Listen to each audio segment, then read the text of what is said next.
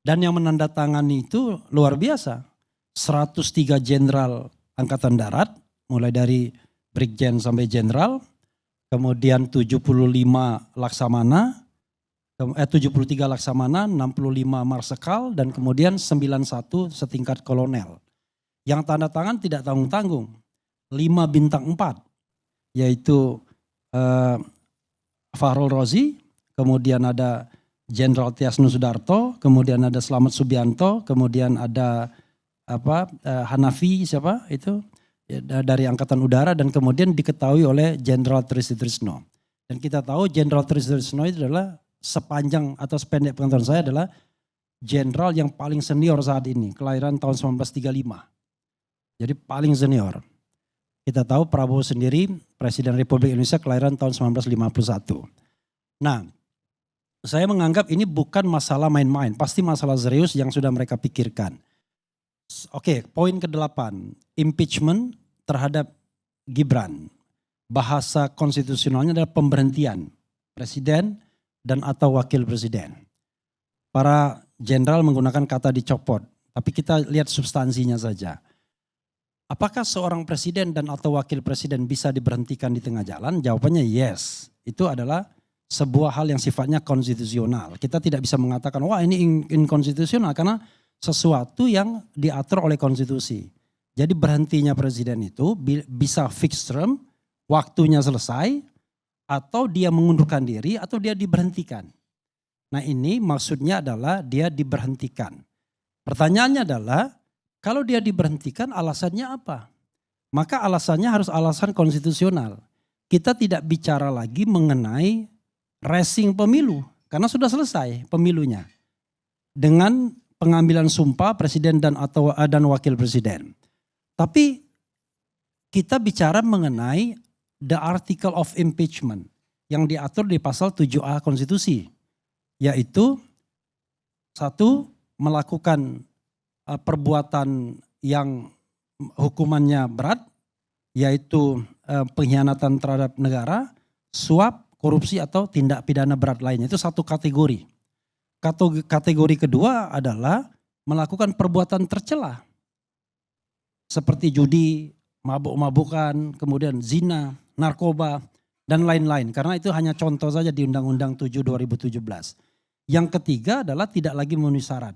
Syaratnya itu adalah warga negara Indonesia tidak pernah menjadi warga negara lain karena kehendaknya sendiri. Kemudian tidak pernah mengkhianati negara.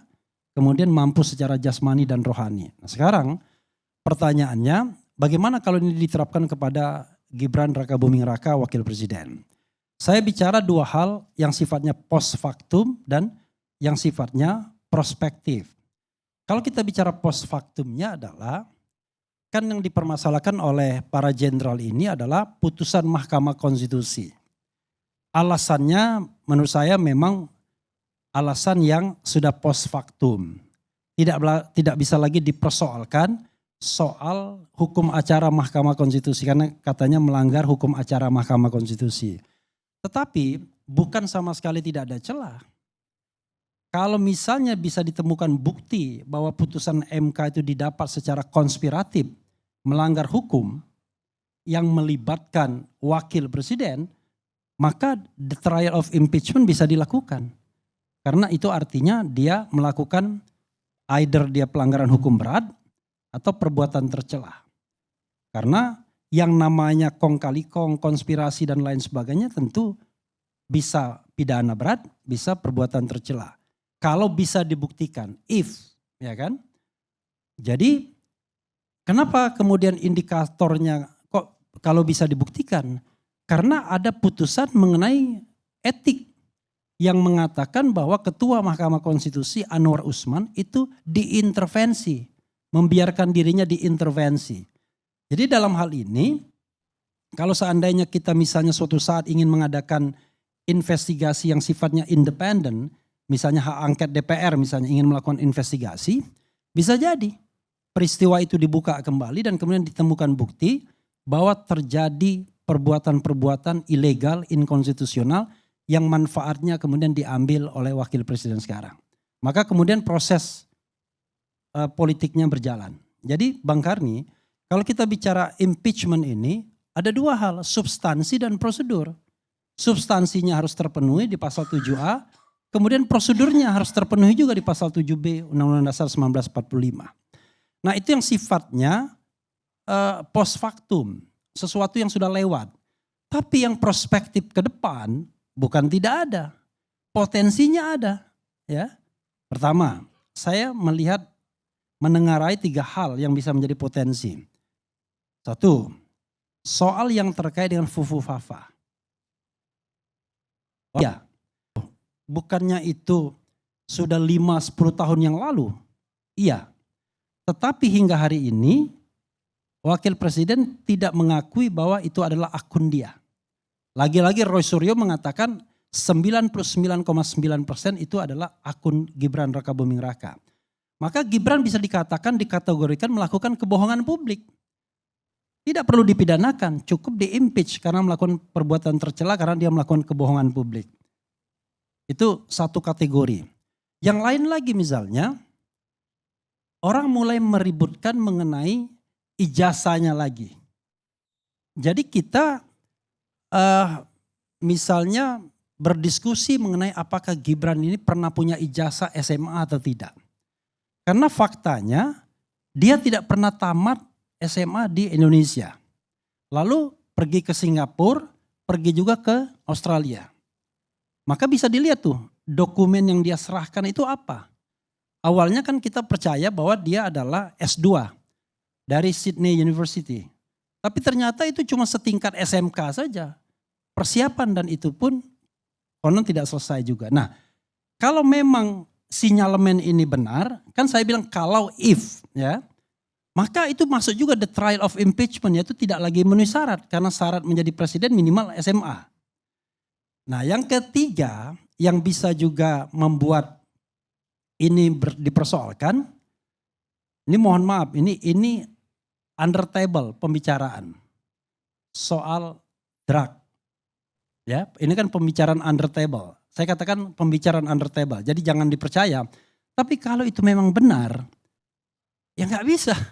Itu perbuatan tercela seperti judi, mabuk-mabukan dan lain sebagainya. Nah yang berikutnya adalah agak spekulatif saya katakan, yaitu syarat mampu secara jasmani dan rohani.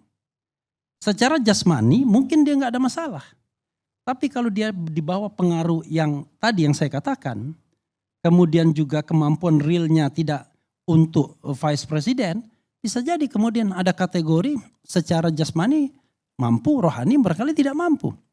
Makanya jangan heran ada pengamat yang mengatakan Prabowo mulai menyingkirkan Gibran. Dan Gibran tidak banyak dilibatkan dalam pengambilan keputusan negara.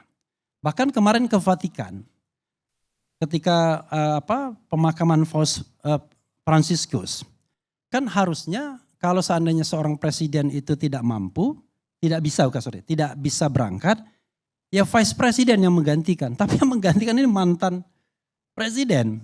Yang ketika berangkat itu seharusnya dia menghadiri sidang gugatan perbuatan melawan hukum di Pengadilan Negeri Surakarta.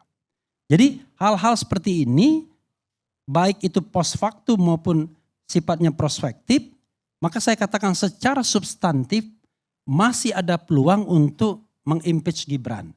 Cuman masalahnya adalah apakah prosedurnya, politiknya bisa berjalan atau tidak.